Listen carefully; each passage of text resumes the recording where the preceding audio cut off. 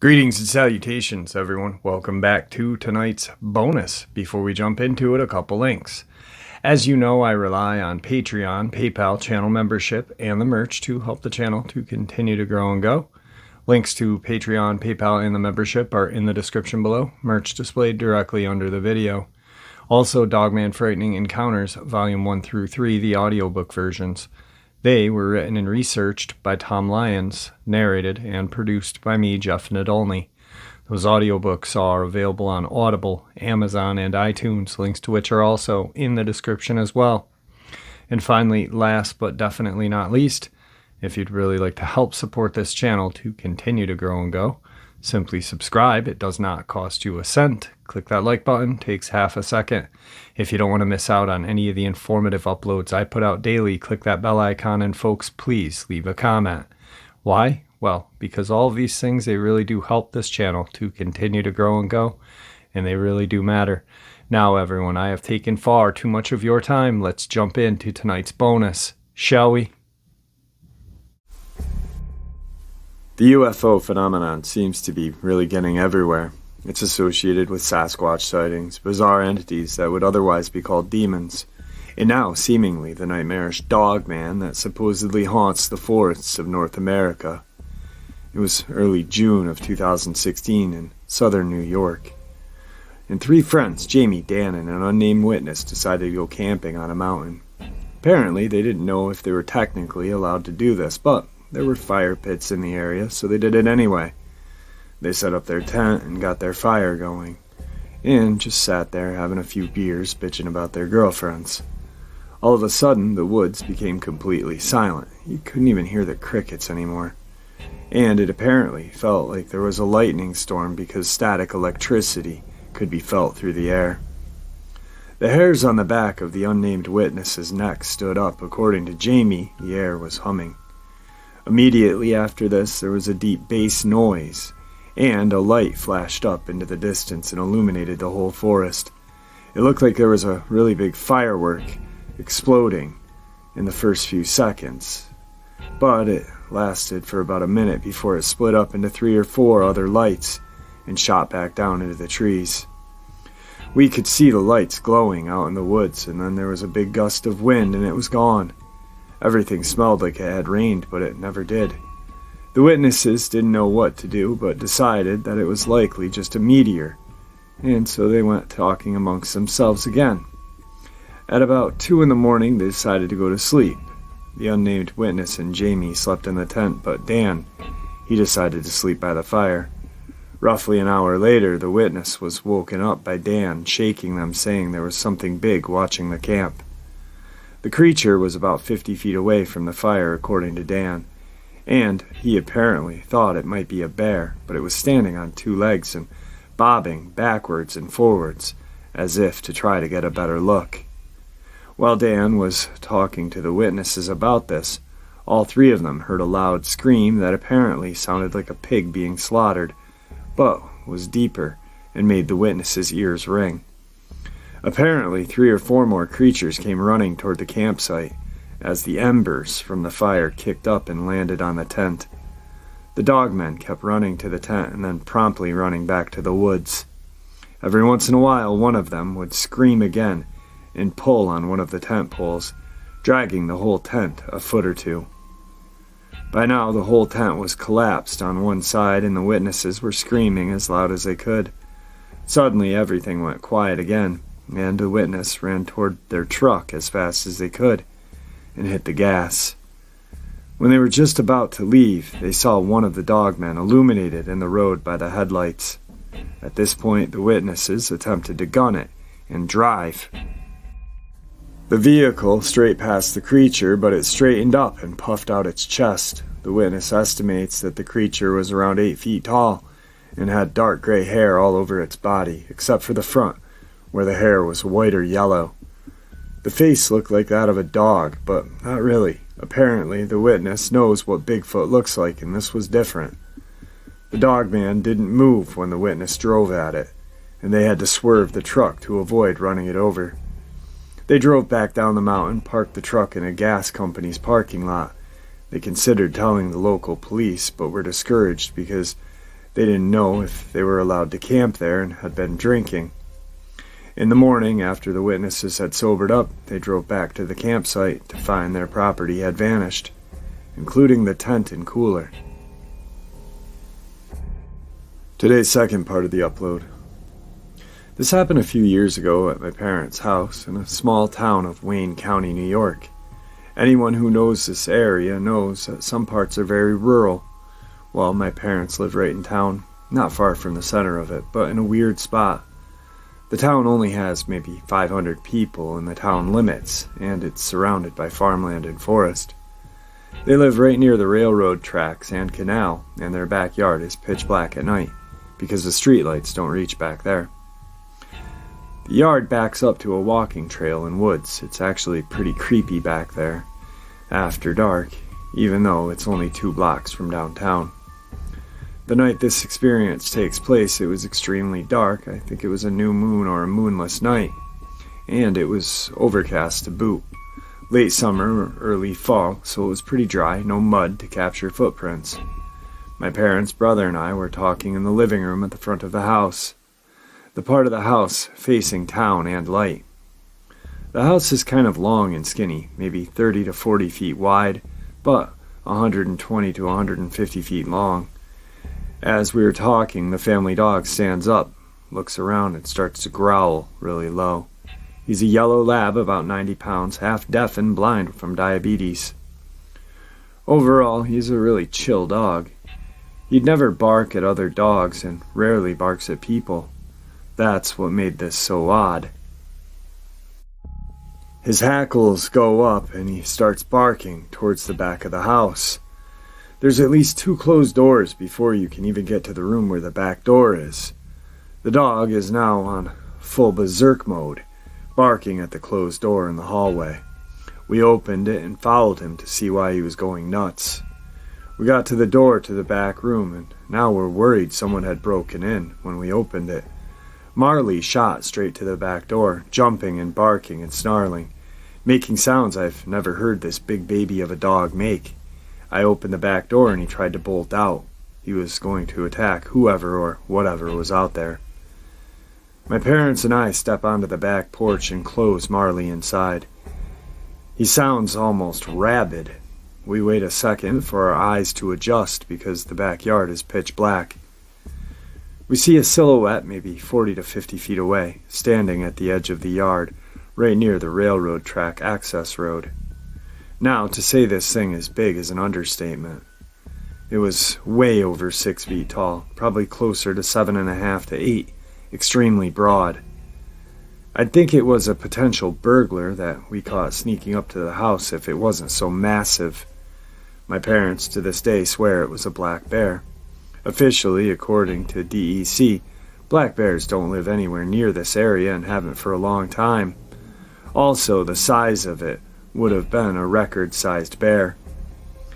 Also, the reaction of my dog going nuts doesn't seem like what a bear would do.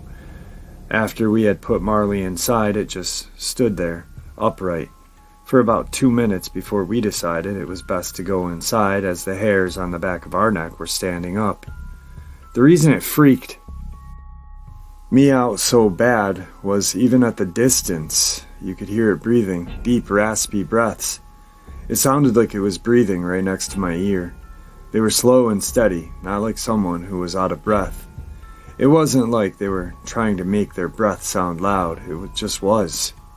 I immediately went to find a flashlight, but when I got back outside, whatever it was gone. No tracks, no fur, just a huge silhouette that was too big to be a person, but acted unlike any wild animal I've ever encountered. The spot with the cars was where we saw it, back where the weeds started. If you go a couple miles in either direction on the railroad tracks, you can get to the woods. I've heard theories of creatures using power lines as highways of sort. I'm thinking in this area they may have used the railroad tracks to move between towns without being seen. At night it's dark and there rarely is anyone out there. At the time, I believe, it was a lot more overgrown. I think Google Earth got pictures of it in the spring, before everything was grown up. I think my parents want to believe it was a black bear because they still live there. We've never had any bear encounters before or after this. Today's third part of the upload. This experience happened 4 years ago. To this day, I keep wondering what happened to my sister. It was wintertime in the suburbs of Northern Virginia. I live with my family in a neighborhood not far from Washington, D.C., so it's not to say we are in the middle of nowhere. Although our home is very close to a few decently large wooded parks. One night I was at my then-girlfriend's place up near the city. I get a call from my sister around 7 p.m., which in wintertime makes it pretty much dark. I didn't think anything about it. Usually she calls me for random things she needs insight on. A bit about my sister. Ever since she was little, she loved horror movies. Growing up with her, I can tell you firsthand she is not easily scared. She loves the paranormal. So, back to the call. I pick up the phone. First thing I realize is her voice is breaking up. She's sobbing, and I could barely hear her talk. Instantly, my mind started rushing with horrible thoughts of what could have happened. She kept telling me to come home as soon as possible. I asked her why. Is everything okay? She wouldn't say. She just kept asking me to come home. Obviously, I got in my car and rushed home. The neighborhood is very dim. There aren't many lights, only a few solar-powered garden lamps from surrounding homes. As soon as I got home, I ran inside and asked her again what happened. And she finally started explaining. About half an hour before she called me, she went outside to grab a few things from her car. Again, it was dark out, but the car is unlocked and the headlights turned on. When she opened the door to the car, the light was shining from the driveway to the roof of the garage. She noticed it first from the inside of the car. A short, bipedal, human-looking thing standing on two jet-black muscular legs. At first she said she thought it was a raccoon, but this would have been obvious to her. But this thing, it scared her to the point of crying while she was in the car. Her view was obstructed from the rest of the creature, which was crouching. And from what she described, it was scratching at something on the roof, trying to get in. Maybe, but she wasn't going to stick around to find out. She got out of the car pretending not to have spotted it. This thing, it acted in a seemingly intelligent way. She thought, maybe if I act like I didn't see it, it will just stay up there and try not to attack me or anything. But as she walked behind the car, she heard it stand up. Startled, she looked directly at it. The whole description, as she told it to me. Jet black, long arms, legs, 5-digit hands, claws, dreaded looking, very dirty fur or hair covering its head and body. The face was what was disturbing. The face had 2 shiny yellow eyes that glowed from the car's headlights. No nose, just 2 slits. And a very wide mouth with no lips. She took off when she made eye contact. As soon as she was indoors, she called 911 and an officer was dispatched to our house. He looked around back and tried to see if there was any damage or sign of someone climbing on the roof. No footprints, no damage. It was all in place. The officer just told us to lock the doors and windows and left. It's not like my sister to be terrified to the point of calling the police. Whatever this thing was, though, I can only imagine what it was actually like to witness something like that in real life. To this day, both me and her get extremely uneasy arriving home after dark. Today's fourth part of the upload. This happened a few years ago, and I've been scared of being called crazy for what I saw, but I need to get this off my chest. I live in the outskirts of a small town on the California Central Coast. I used to frequently go on walks in the middle of the night to clear my head, and had to run into all sorts of animals, coyotes, deer, owl. On this particular night, the coastal fog had not set in. My visibility was perfect. There's a school not far from where I live, so I love to just sit on the swings and think. I saw what I thought were 2 deer in the field, and ignored them for the most part, continuing to listen to Joe Rogan yell about something. There was something odd about one of the deer, though. It had antlers.